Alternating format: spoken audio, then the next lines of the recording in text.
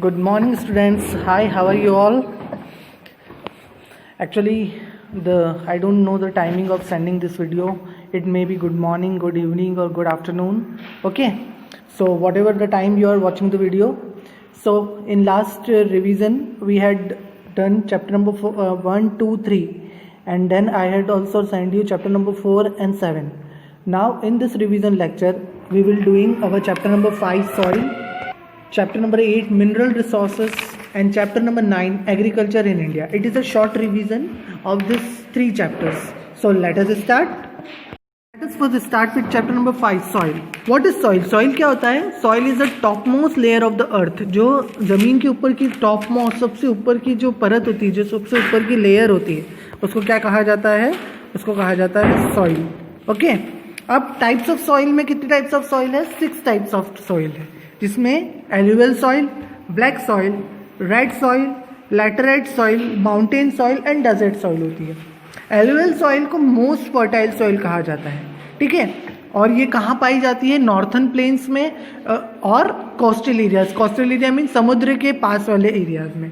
Black soil हमारे area की मिट्टी है, काली मिट्टी, जो हमारे एमपी में भी पाई जाती है. एमपी छत्तीसगढ़ हमारे एरिया में जो मिट्टी पाई जाती है उसे कहते हैं ब्लैक सॉइल. ठीक है. और ये भी फर्टाइल सॉइल होती है. हमारा एरिया भी फर्टाइल एरिया माना जाता है. उसके बाद रेड सॉइल. रेड सॉइल कहाँ मिलती है? देखो, रेड सॉइल का फोटो भी बना रखा है. ये कुछ एमपी की कुछ पार्ट्स में, उड़ीसा, झारखंड, आंध्र प्रदेश, महाराष्ट्र, कर्नाटका, यहाँ पे देखने को मिलेगी. इसमें आयरन के कंपाउंड होते हैं. इसमें कौन से कंपाउंड होते हैं? आयरन के कंपाउंड होते हैं. उसकी वजह से इसका कलर क्या होता है? रेड होता है. उसके बाद लैटेराइट सॉइल. लैटेराइट सॉइल देखिए, जैसे फोटो में आपको बता रखा है, थोड़ी खुरदुरी टाइप है. तो लैटेराइट सॉइल से क्या बनती है? ईंट बनती है. क्या बनती है? जैसे हम जो घर बनाने में ईंट यूज़ करते हैं ना, वो ईंट काई से बनती है? लैटेराइट सॉइल से बनती है. लास्ट में आते हैं हम माउंटेन सॉइल पर. तो जैसे नाम से ही मालूम पड़ रहा है, जो सॉइल हमें माउंटेन्स में मिलेगी वो माउंटेन सॉइल है. ये इसमें नाइट्रोजन ज़्यादा होता है और ह्यूमस, नमी ज़्यादा होती है. Humus is a natural substance made from dead leaves and plant to put in ground. जो आपकी खाद की जो मिट्टी होती है ना, उसको ह्यूमस कहते हैं. ठीक है. डेजर्ट सॉइल पोरस होती है, पोरस इन नेचर होती है, सैंडी सॉइल होती है ये. तो ये हमने सॉइल के 6 पार्ट्स पढ़े हैं कि सॉइल के 6 पार्ट हैं. उसके बाद हमने देखा था इस चैप्टर में सॉइल इरोजन क्या होता है, और फिर हमने ये भी देखा था इस मैप में कि कौन सी जगह किस टाइप की सॉइल प्रेजेंट है. इसमें इंडेक्स में आपको कलर बता रखा है कि कौन सा कलर. ये इंडेक्स में आपको कलर्स बता रखे हैं कि कौन से कलर की कौन सी सॉइल है, और फिर वो सॉइल कहाँ प्रेजेंट है. जैसे ब्राउन कलर माउंटेन को दे रखा है. देखो, तो माउंटेन सॉइल कहाँ? जम्मू कश्मीर, हिमाचल प्रदेश, उत्तराखंड यहाँ प्रेजेंट है. और इसमें हमने पढ़ा ही था कि हिमालय रेंजेस है ये. येलो कलर किसको दे रखा है? डेजर्ट सॉइल के. तो डेजर्ट का है, राजस्थान में प्रेजेंट है. तो ऐसे आप इस पूरे मैप से देख सकते हो कि कौन सी सॉइल कौन सी जगह पे प्रेजेंट है. सॉइल इरोजन क्या होता है? जैसे सॉइल क्या होता है कि top most layer of earth को सॉइल बोलते थे, वैसे ही जो अर्थ की जो टॉप मोस्ट लेयर, उसकी रिमूवल को क्या बोलते हैं? सॉइल इरोजन बोलते हैं. और सॉइल इरोजन कैसे होता है? कई बार हवाओं की वजह से स्ट्रॉन्ग विंड क्या होती है, अपने सॉइल मिट्टी को बहा के एक जगह से दूसरी जगह लेके जाती है, उड़ाकर. एक रनिंग वाटर, मिट्टी का बहना पानी के साथ. ठीक है. और कई बार ह्यूमन एक्टिविटीज़ के थ्रू होता है. सॉइल इरोजन के इफेक्ट्स क्या होते हैं? सॉइल इरोजन से ज़मीन की जो फर्टिलिटी है, गुणवत्ता है, वो ख़त्म हो जाती है और फार्मर्स क्रॉप्स उगा नहीं पाते हैं. ठीक है. अब सॉइल इरोजन को रोकने के लिए हमें क्या करना चाहिए? हमें एम्बार्कमेंट्स बनाने चाहिए. हमको फील्ड के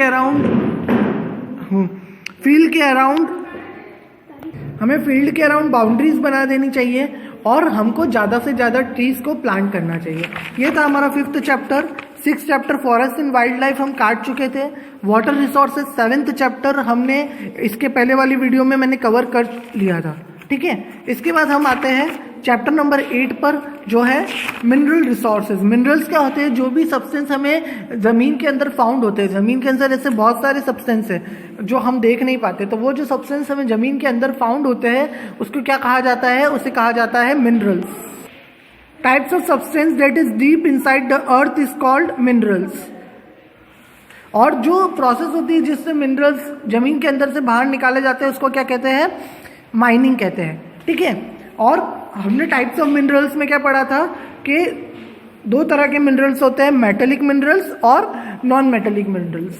तो मेटेलिक मिनरल्स में हमने अलग अलग चीज़ें पढ़ी थी जिसमें था आयरन, कॉपर, गोल्ड और एल्यूमिनियम। और मैंने आपको सबके बारे में स्पेसिफिक बताया था कि आयरन क्या होता है, कॉपर क्या होता है, गोल्ड क्या होता है। एक बार और शॉर्ट में देख लेते हैं। सो सबसे पहला मिनरल है आयरन। तो आयरन को सबसे इंपॉर्टेंट मेटल माना जाता है क्योंकि वो बहुत हार्ड एंड ड्यूरेबल होता है, एकदम हार्ड होता है और लॉन्ग लास्टिंग होता है, लॉन्ग टाइम तक चलने वाला, जिसको हम हिंदी में बोलते हैं टिकाऊ, लंबे समय तक टिकने वाला। ठीक है। और आयरन से ही बहुत सारी बर्तन वगैरह बनते हैं। ठीक है। बिल्डिंग्स और अदर फैक्ट्रीज में काम में आता है। उसके बाद आता है कॉपर, तांबा। तांबा कई बार बर्तनों में हमें कॉपर, आजकल तांबे की जो परत होती है वो हमें बर्तनों के नीचे आजकल देखने को मिलती है। और कॉपर सबसे ज़्यादा वायर्स में, मेटेलिक वायर्स में यूज़ किया जाता है। मैग्नीज क्या होता है?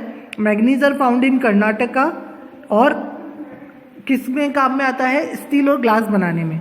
उसके बाद एल्यूमिनियम बॉक्साइट से निकलता है, मेलेबल है और लाइट मेटल है। मेलेबल मतलब इसको हम कोई सा भी शेप दे सकते हैं। ठीक है।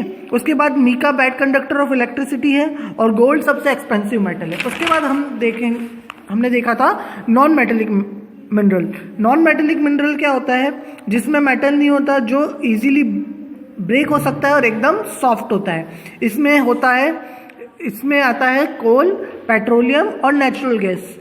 मैंने आपको कोयले के बारे में बताया था कि कोयला इजीली ब्रेक हो जाता है, पेट्रोलियम तो वैसे ही लिक्विड होता है और नेचुरल गैस गैसियस फॉर्म में होता है। ठीक है। तो एक सॉलिड चीज़ है, एक लिक्विड चीज़ है और एक गैसियस चीज़ है। और इसके बारे में हमने डिटेल में मेन लेक्चर में पढ़ा था। और हमने इस चैप्टर में आगे क्या पढ़ा? Conservation of mineral resource. Mineral resource को बचाना क्यों जरूरी है? तो मिनरल रिसोर्स नॉन रिन्यूएबल है। ठीक है। नॉन रिन्यूएबल है मीन्स ये बनेंगे तो सही, पर इसको बनने में हजारों करोड़ों साल लग जाएंगे। तो अगर पेट्रोल वगैरह भी खत्म हो गया तो हमें वापस से नया पेट्रोल मिलने में करोड़ों साल लग जाएंगे। तो हमारी आने वाली फ्यूचर जनरेशन्स है वो पेट्रोल को यूज़ नहीं कर पाएगी। तो हमें इसका यूज़ कम से कम करना चाहिए, इसको वेस्ट नहीं करना चाहिए। उसके बाद और हमें ऐसी चीज़ें जो नॉन रिन्यूएबल चीज़ें हैं उसका यूज़ कम करना चाहिए। और आजकल वैसे भी कम होने ही लग गया है यूज़, क्योंकि आजकल हम सोलर एनर्जी को ज़्यादा यूज़ कर रहे हैं। सो ये था हमारा चैप्टर नंबर 8 मिनरल रिसोर्स। अब आते हैं हम chapter number 9 agriculture in India पर। एग्रीकल्चर इन इंडिया नाम से मालूम पड़ रहा है एग्रीकल्चर के ऊपर चैप्टर है। इस चैप्टर में हमने क्या पढ़ा था कि what is agriculture? The practice of growing crop is called agriculture. ठीक है। India is an agricultural country. और एग्रीकल्चर के लिए मैंने आपको मेन लेक्चर में भी समझाया था कि इंडिया में 66% लोग, इंडिया में लोग जितने भी लोग हैं उसमें से 66% लोगों की इनकम किसके ऊपर डिपेंड है? एग्रीकल्चर के ऊपर। और इंडिया का टोटल प्रॉफिट एग्रीकल्चर से कितना आता है? टोटल इनकम कितनी आती है? 33%। मीन्स इंडिया के ज़्यादातर लोग किस पे डिपेंड है? एग्रीकल्चर के ऊपर डिपेंड है। पर इंडिया की ज़्यादा इनकम एग्रीकल्चर से नहीं आ रही है। ठीक है। उसके बाद हमने टाइप्स ऑफ क्रॉप पढ़ा था। टाइप्स ऑफ क्रॉप में 2 टाइप्स ऑफ क्रॉप होती है, food crop and cash crop. Food crop और कैश क्रॉप को मैंने आपको समझाया था कि फूड क्रॉप मतलब ऐसी क्रॉप जो हमें खाने पीने के जो काम है, जो हमारा एकदम नेसेसिटी है खाने पीने की चीज़ें, वो उगाने के जो काम में आती है उसको हम फूड क्रॉप कहते हैं। और जो क्रॉप्स फैक्ट्रीज या कोई भी कमर्शियल यूज़ में काम में आती है उसको कैश क्रॉप कहते हैं। मीन्स वो खाने पीने के काम में नहीं आती। लेकिन इसका एक एक्सेप्शन ये है कि टी एंड कॉफ़ी भी कैश क्रॉप में ही आता है। टी एंड कॉफ़ी को कैश क्रॉप में क्यों लिया गया है? टी एंड कॉफ़ी से जो सबसे ज़्यादा इनकम आ रही है वो मीन्स अपने इंडिया में जो सबसे ज़्यादा प्रोडक्शन हो रहा है वो टी एंड कॉफ़ी का हो रहा है और उसका एक्सपोर्ट हो रहा है इंडिया के बाहर। सो इसीलिए इसको कैश क्रॉप में लिया जाता है। सो फूड क्रॉप में मेनली आता है आपका राइस किसको बोलते हैं? चावल को। व्हीट गेहूं को। ठीक है। मिलेट्स मक्का और पल्सेस दालें। सबसे पहले हम राइस को देखते हैं। राइस ईस्टर्न और साउथर्न इंडिया के पीपल का स्टेपल फूड है, मीन्स उनको राइस के बिना बिल्कुल भी नहीं चलता है। वीट हमारे एरिया का स्टेपल फूड है। वीट से क्या बनता है?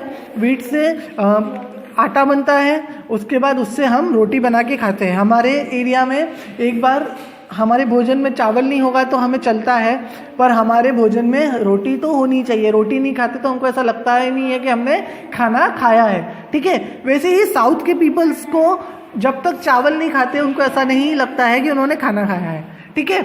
मिलेट्स होता है मक्का, उसमें ज्वार, बाजरा और रागी कवर होता है। और ये कौन से एरियाज में उगते हैं? ये उस एरिया में उगते हैं जहाँ पर राइस और व्हीट नहीं उगते हैं, ठीक है। पल्सेस होती है दालें। दाल एक ऐसा फूड है जो पूरे ऑल ओवर इंडिया में, जैसे मैंने आपको पहले भी बताया था कि राइस और व्हीट को साउथ और नॉर्थ के हिसाब से बांट रखा है, पर दाल एक ऐसी चीज़ है जो पूरे ऑल ओवर इंडिया में खाई जाती है। और इसमें दाल में 4 तरह की दालें होती है, ग्राम, मूंग, अरहर और मसूर। उसके बाद हम आते हैं कैश क्रॉप पर। कैश क्रॉप मतलब ऐसी क्रॉप जो फूड के लिए काम में नहीं आती, लेकिन जो कंट्री को पैसा अर्न करके देती है, जो कमर्शियल क्रॉप है, जिससे जो खाली बिजनेस पर्पस के लिए उगाई जाती है। इसमें सबसे पहले शुगर केन होती है। शुगर केन ये ऐसी क्रॉप है जिस क्रॉप से कंट्री का जो बिजनेस है वो सबसे ज़्यादा फ्लॉरिश होता है, ठीक है। तो शुगर केन आता है आपका गन्ना सबसे पहले। इसके बारे में मैंने आपको डिटेल में बताया था कि इससे शुगर और जैगरी बनता है, ठीक है। उसके बाद हमने जूट देखा था। जूट का जो मटेरियल होता है उससे बोरिया सीने में काम में आती है, तो बोरिया वगैरह बनाने के काम में आती है। आपके रस्सी, रोप्स में काम में आती है और कारपेट्स वगैरह बनाने के काम में आता है। कॉटन को किंग ऑफ फाइबर कहा जाता है, धागों का राजा कहा जाता है। कॉटन अपन जो भी ड्रेस पहनते हैं उसमें से सबसे मोर देन 70% कॉटन की ड्रेस रहती है। कॉटन क्लोथ्स हम ज़्यादा से ज़्यादा वियर करते हैं, ठीक है। It grows well in warm sunny weather and drier areas. ये ड्रायर एरियाज में ही उगाया जाता है। सबसे ज़्यादा कॉटन उगता है गुजरात, महाराष्ट्र, तमिलनाडु और मध्य प्रदेश में। ऑयल सीड मतलब हम खाने में जो तेल यूज़ करते हैं वो ऑयल सीड होता है। इसमें तरह तरह के तेल होते हैं, मस्टर्ड, ग्राउंडनट, सीसम, सनफ्लावर, ठीक है। टी सबसे मेजर कैश क्रॉप है इंडिया का, और टी हमारा इंडिया लार्ज स्केल में टी प्रोड्यूस करता है और इवन इंडिया से बाहर भी टी जाती है। सेम ऐसी कॉफ़ी का भी सेम टू सेम ऐसा ही है, ठीक है। स्पाइसेस में क्या होता है? पीपर, चिली, क्लोव, किनामोम एंड कार्डेमोम, ठीक है। इसके सबके मैंने नाम भी आपको लिखवा दिए थे। पीपर काली मिर्च को बोलते हैं, चिली मिर्च को बोलते हैं, क्लोव लौंग को बोलते हैं, किनामोम दालचीनी को बोलते हैं और कार्डेमोम इलायची को बोलते हैं। उसके बाद हमने हेल्पिंग द फार्मर्स में क्या पढ़ा था कि गवर्नमेंट अलग अलग तरह की स्कीम्स लेके आ रही है फार्मर्स को हेल्प करने के लिए, जिससे फार्मर को अच्छे से मदद मिल सके, ठीक है। सो ये थे हमारे मेन 3 चैप्टर्स जिसका रिवीजन हमारा बाकी था। बाकी के चैप्टर्स हमने पुराने लेक्चर्स में कर चुके हैं। सो आई होप आप अपनी स्टडी अच्छे से रखेंगे। Best of luck for your exam tomorrow. Do your best.